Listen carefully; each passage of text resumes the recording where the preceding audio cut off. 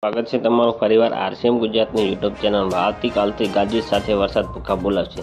આ જિલ્લામાં સૌથી વધુ કહેર વધશે। જાણો લેટેસ્ટ હવામાન અપડેટ। જી હા મિત્રો, ગુજરાતમાં મોન્સૂન ટ્રફ અને સાયક્લોન સર્ક્યુલેશનના કારણે આગામી 29 ઓગસ્ટ સુધી વરસાદનો બીજો રાઉન્ડ સક્રિય હશે।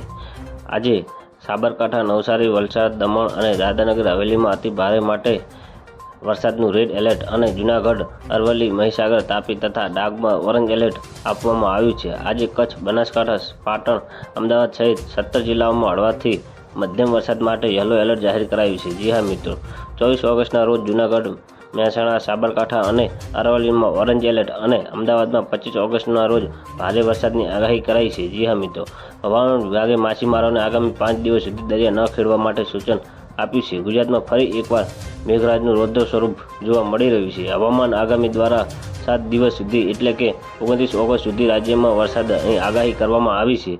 મોન્સૂન ટ્રફ અને સાયક્લોન સર્ક્યુલેશનના કારણે આવતીકાલથી વરસાદનું જોર વધશે। આજે સાબરકાંઠા, નવસારી, વલસાડ, દમણ અને દાદરાનગર હવેલીમાં ભારેથી અતિ ભારે વરસાદના કારણે રેડ એલર્ટ જાહેર કરાયું છે, જ્યારે અન્ય ઘણા જિલ્લામાં ઓરેન્જ એલર્ટ અને યલો એલર્ટ જાહેર કર્યું છે। તો મિત્રો, ન્યૂઝની સતત જાણકારી મેળવવા માટે અમારી ચેનલને લાઇક, શેર અને સબસ્ક્રાઇબ કરી લેજો। ધન્યવાદ। જય હિન્દ।